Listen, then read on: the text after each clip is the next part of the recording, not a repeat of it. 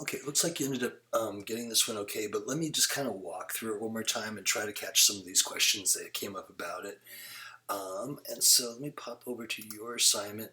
This is perfect. I'm going to clear it for a second just so I can kind of start this problem fresh and show it from the beginning for the other folks who had questions. Let me start with what we're looking at right over here. There it is these, basically we can write that as two separate equations. I can write one of them as y equals 3 absolute value x minus 9 minus 1, and then the other one is y equals 8. And so since these two things are set equal to each other, I can also set them each equal to y. And we'll see this a lot where we do substitutions. This would be like a system of nonlinear equations. And to solve it, you would literally put the 8 in for that y and then solve that result.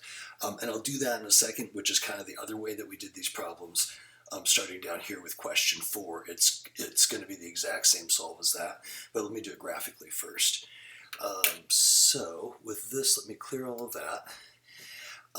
And we have this first equation that is just, let me do the easy one first, y equals 8. So that one's linear, so I'm going to make sure I'm on linear here, and I'll just set, doesn't matter what 2 points I choose on 8, those should be fine. The second equation, so this is an absolute value, so when I'm graphing, I want to make sure I use this one. And this is stretched by a factor of 3, which means instead of going over 1 and up 1, it's going to go over 1 and up 3.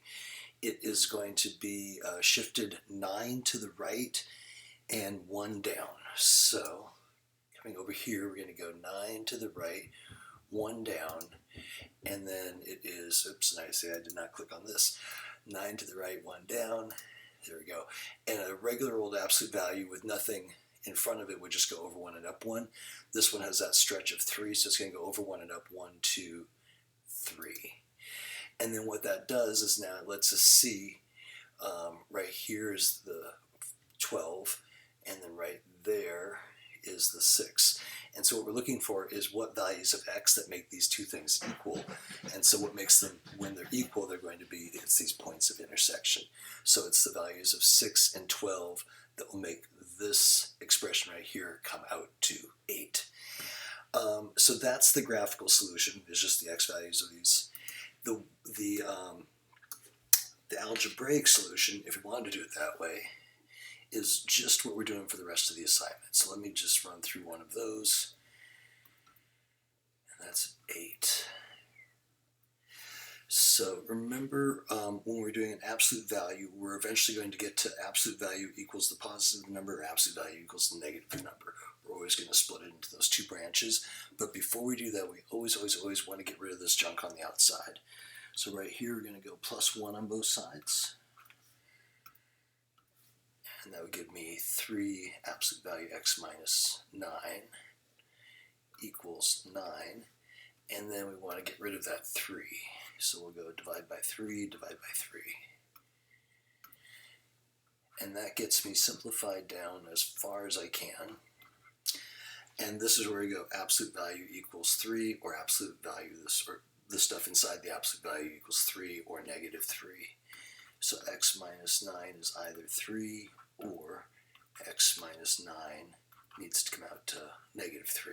And that's because when I put those values in, absolute value of 3 is 3, absolute value of negative 3 still makes 3. So for this one, we add our 9 over, x equals 12. For this one, we add that 9 over, and that's going to make x equals 6.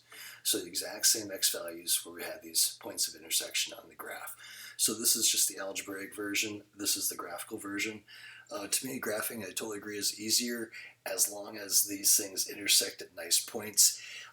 If that 3 had been, or actually if that 9 right there had been, say, a 7, then these would be terrible, awful decimal numbers that we wouldn't have been able to read off the graph.